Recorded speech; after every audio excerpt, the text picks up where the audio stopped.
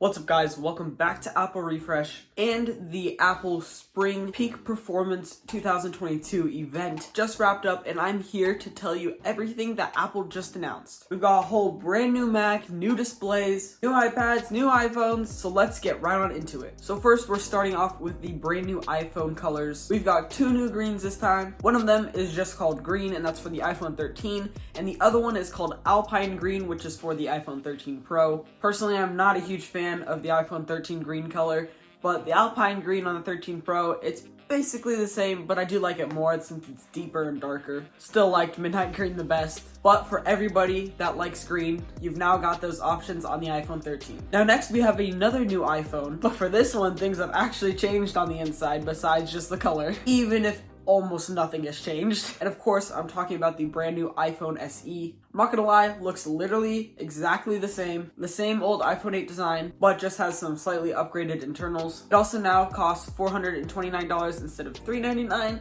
which is a little weird because we were hearing that the prices were gonna go down, but they actually went up.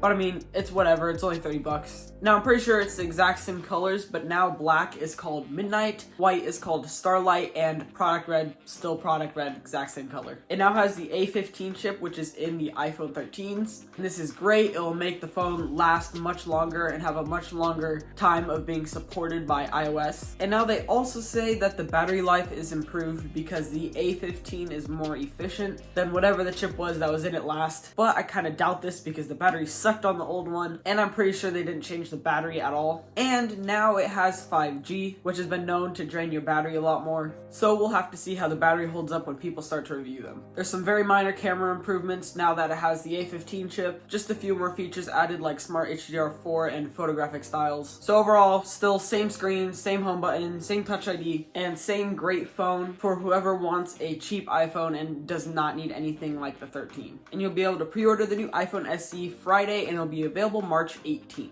Now, Apple also dropped a brand new iPad Air today, and get this, it has the M1 chip in it. I did the same thing when they put it in the iPad Pro, I freaked out, but now it's also in the Air, which isn't even the Pro one. But then once you think about it for a bit, it kind of makes sense because in the new iPad Pros that will hopefully come later this year, they will be putting an M2 or something like that in it. So eventually the iPad Pro will still be having a faster chip than the Air. The new Air also has center stage with the 12 megapixel ultra wide front facing camera. The new colors look pretty good. It seems like they tried to more match the iPad mini colors. We've got space gray, starlight, purple, pink, and then also a new, more like electric blue. And they also added 5G to the cellular models. But honestly, that's basically all they upgraded. And again, you'll be able to pre-order that this Friday and it'll be available March 18th.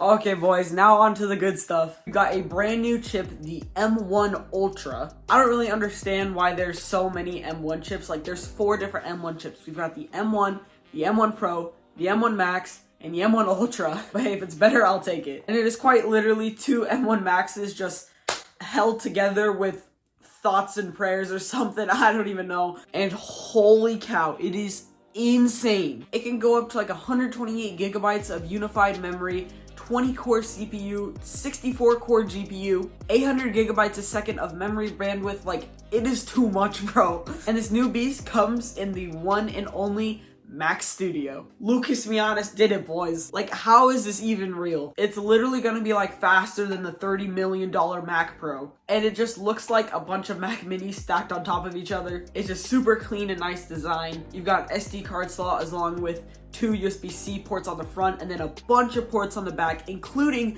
2 USB-A ports still. Let's go. And you can either have the M1 Max or the M1 Ultra, which again is just 2 M1 Maxes stuck together inside. And holy crap, bruh, there's a studio display too. Now this display is fully loaded. It's got 6 speakers that support spatial audio. It's got mics. It's got a ultra wide center stage camera. It's a 27-inch 5K display. It has a freaking A13 chip inside. The screen has an entire computer chip inside. Why did they even need that? And also, how come the Pro display doesn't come with any of this stuff? And it doesn't even have a dedicated silicon chip. And it doesn't even come with the stand. Yet it's like $6,000. There's only one tiny little thing that I'm gonna complain about the studio display, and that's the lack of 120 hertz promotion. I really wanted that, but they're probably only going to put that on the next Pro Display XDR, to be honest. But nevertheless, the Mac Studio starts at $19.99 for the M1 Max and $39.99 for the M1 Ultra chip. And honestly, I don't think these prices are that bad, especially because a base binned M1 Pro MacBook Pro starts at $19.99. But you gotta remember, with the Mac Pro, it's just like a Mac Mini. You don't get a display or keyboard or mice or anything. And well, the Studio Display is $15.99, which is that one's really gonna hurt. I just wanted it to be like $9.99 or $10.99 so bad. But I mean, hey, at least it's not $6,000 freaking dollars for the Pro Display XDR. And finally, you can order it now and it'll be available March 18th. Anyways, that's it for the event today. I think it was very solid and a great event. The Mac Studio is literally a joke of how powerful it is, and I want the Studio Display so bad. Thank you all so much for watching this video, and if you did enjoy it, please don't forget to comment, like, and subscribe, and turn on post notifications so you never miss another video. And I'll see you all in my next video. Peace!